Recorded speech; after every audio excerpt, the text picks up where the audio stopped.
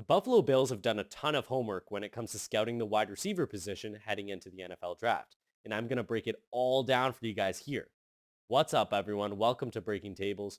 I'm your host, Alex, and today we've got a big show. More specifically, I'll be talking about wide receivers that are heavily linked to the Buffalo Bills, some coming in for top 30 visits, other ones coming in for private workouts, or meeting with the Bills at the Combine. And despite trading for DJ Moore earlier this offseason, I think the Buffalo Bills are primed to double down in this upcoming NFL draft at the wide receiver position. Now, the talent isn't necessarily stacked to the point where it was last year, where you had Marvin Harrison Jr., Malik Neighbors, and Rome Odunze. Nonetheless, there's a lot of talented and skilled players in this draft class. But before we get into things, I want to talk about who the Buffalo Bills have at the wide receiver position. Heading into this NFL draft, the Buffalo Bills already have DJ Moore, Khalil Shakir, Keon Coleman, Joshua Palmer, and Tyrell Shavers, who's hopefully healthy to start the 2026 season.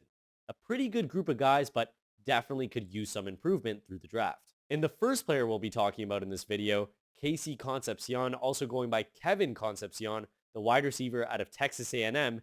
He met with the Bills on a top 30 visit as well as back at the Combine. Standing at 5'11", weighing in at 196 pounds, he had himself a phenomenal 2025 campaign, being named first team All-SEC wide receiver while also winning the Paul Hornung Award, which is given to the nation's most versatile player. He caught 61 balls for 919 yards and 9 touchdowns.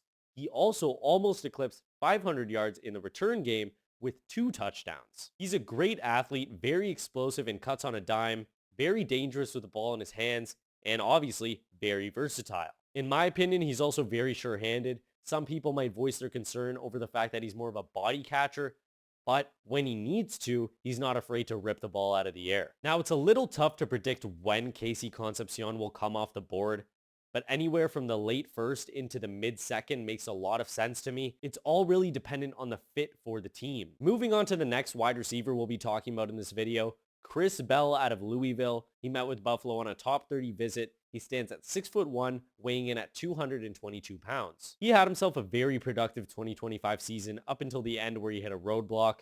He was named first team All-ACC. He caught 72 balls for 917 yards and 6 touchdowns, but then he tore his ACL later in the season. He runs a pretty nuanced route tree. He runs really nice digs and routes on the boundary. He's got good body control and has reliable hands. He's very physical, he's fast enough, and he's dangerous with the ball in his hands.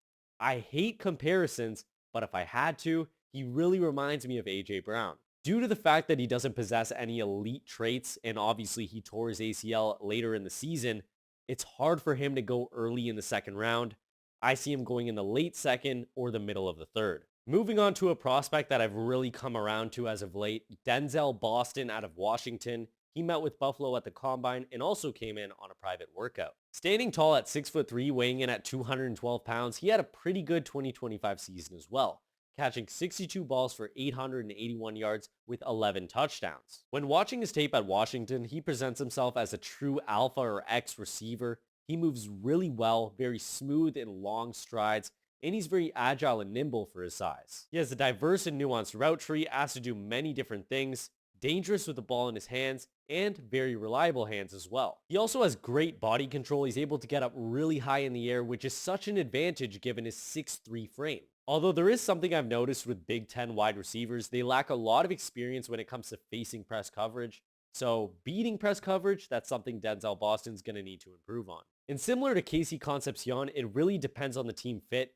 Denzel Boston can go anywhere from picks 20 to 40. And next up on the list, we've got Skyler Bell out of the University of Connecticut. He met with the Bills at the Combine and came in for a private workout. When compared to Denzel Boston's 6'3" frame, Skyler Bell's a little on the shorter side at 5'11", 192 pounds. At the Combine, he ran a 4.4 40-yard dash, logged in a 41-inch vertical, while also recording an 11-foot 1-inch broad jump, which ranked third in the class, resulting in a near-perfect 9.83 out of 10 relative athletic score. Skyler Bell had a phenomenal 2025 campaign, catching 101 balls for 1,278 yards and 13 touchdowns. He's a very quick and twitchy wide receiver with most of his production coming from the screen and gadget game, with more than 30% of his routes being screens.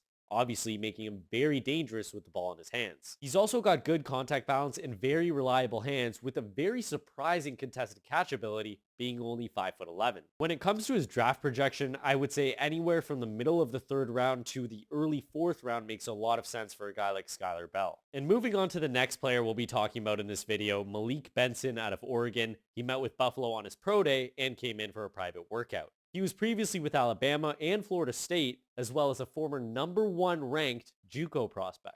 He has more of a slim frame, coming in at 6 feet tall and 189 pounds. He ran a 4.37 40-yard dash at the combine. And over the span of his 2025 season with the Oregon Ducks, he caught 72 balls for 719 yards and 6 touchdowns. And if you couldn't already tell with his 40 time, he is a very fast wide receiver. He glides downfield and can turn on that extra gear. He also has very reliable hands. He plays much bigger than he actually is, which is very important for a player his size. He's also improving on his route running, but also just improving overall as a player. His role at Oregon really reminds me of the role that Brandon Cooks had with the Buffalo Bills last season.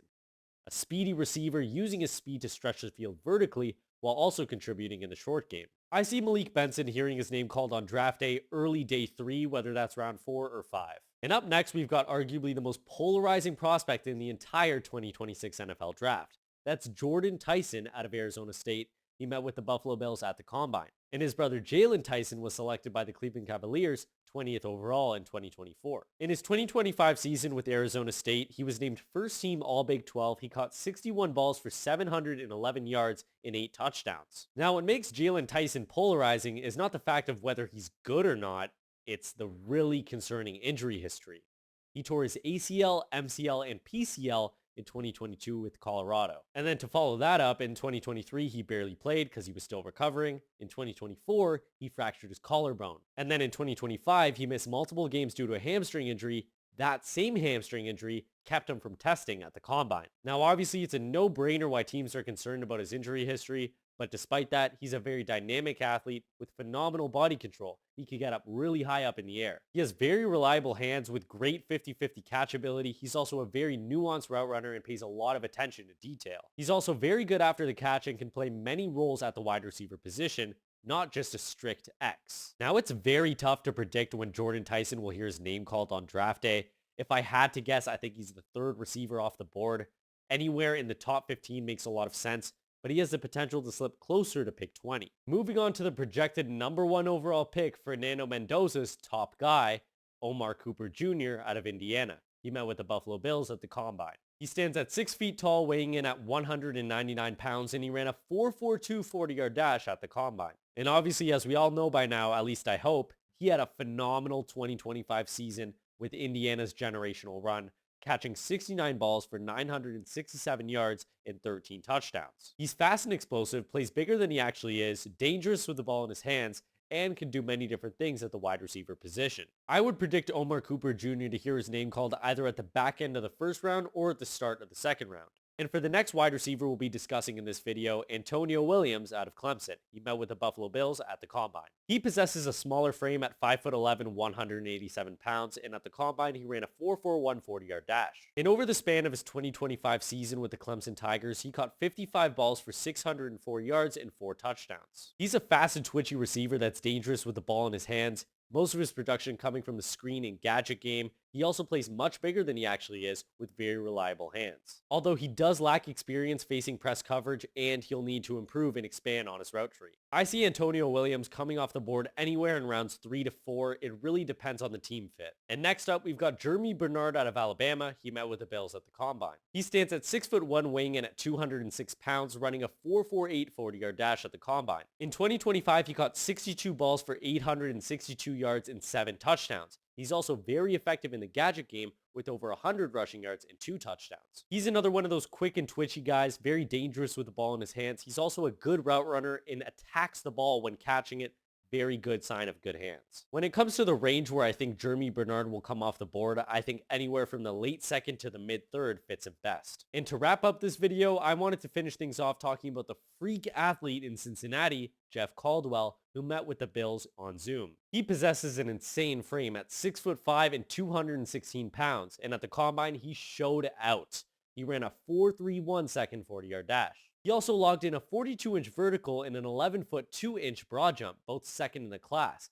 This all results into a perfect 10 out of 10 RAS score, ranking second out of over 3,800 wide receivers since 1987. Now, he is coming off a down year. This 2025 season, he only caught 32 balls for less than 500 yards and 6 touchdowns. But then in 2024, he caught 52 balls for over 1,000 yards. When it comes to what I like about Jeff Caldwell, he glides down the field with those long legs. When you talk about that 6'5" frame, that catch radius is also huge. He's also very dangerous with the ball in his hands. On the other hand, he is still very raw as a route runner. He'll need to improve and refine his route tree, and his 50-50 catch ability is pretty disappointing given his frame. I would project the Cincinnati Bearcat to come off the board early on day 3, whether that's round 4 or 5. Something you can easily realize when looking at the players that Buffalo Bills have scouted are how they've looked at 2 separate types of wide receiver archetypes. The first one being a true alpha X receiver, that being Chris Bell, Denzel Boston, Omar Cooper, Jeff Caldwell,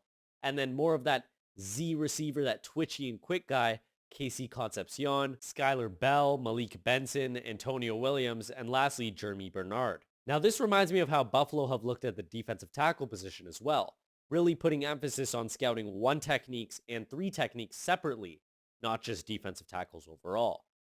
Now this could mean nothing, but probably means something. Probably means that they're looking at doubling down at the position, grabbing 2 different types of players. At defensive tackle, grabbing a 1 technique maybe early and a 3 technique later in the draft. At wide receiver, it looks like they want to come away with a bigger guy, that true alpha, that X receiver, and then also come away with a twitchier, quick guy that can contribute all around the field in the slot at the Z spot. Now, if I was the Buffalo Bills, or I just had to predict what they were going to do come draft day, I think they go after Denzel Boston. That's either pick 26 or maybe trade back into the real back end of the first round or early second round if he falls there, and then grab Malik Benson early day 3, rounds 4 or 5. Now, if this ends up manifesting into reality, I would be ecstatic. That is my dream outcome. Denzel Boston has really come around to me as I've watched him more and more. Just a big receiver, demands a lot of attention, and very physically gifted. Not to mention how nuanced he is for a guy his size. And then with Malik Benson, what's there not to like? A former Alabama, Florida State product, also with Oregon now, and then a former number 1 JUCO prospect. A lot of physical talent, and it seems like he's just starting to tap into things. And one more thing before I let you guys go, I just wanted to talk about the trade that happened last night. Dexter Lawrence is now a Cincinnati Bengal.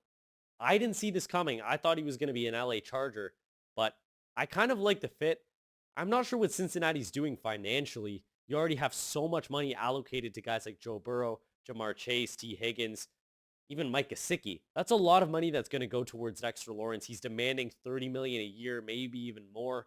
But again, it's really good for a team like Cincinnati. They needed that force up front. And for the Giants, it's pretty obvious that Dexter Lawrence was adamant on leaving. I'm surprised they were able to get such a high value pick on a player that teams were certain was not going to be on that team after the draft. Number 10 overall, now they have picks 5 and 10. 2 picks in the top 10. I'm really excited to see what a team like New York cooks up on draft day. Maybe they could go for that luxury pick in Jeremiah Love. But that's all I have for you guys today. I hope you enjoyed this video. Smash the like button if you did. Make sure to subscribe to the channel if you aren't already. And let me know in the comments which receiver intrigues you the most and who you think Buffalo will pursue come draft day. I'll see you guys very soon, or in my next video, we're going to take this one up a notch where I'll be sharing my top 10 rankings at wide receiver heading into the 2026 NFL Draft. Take care and go Bills.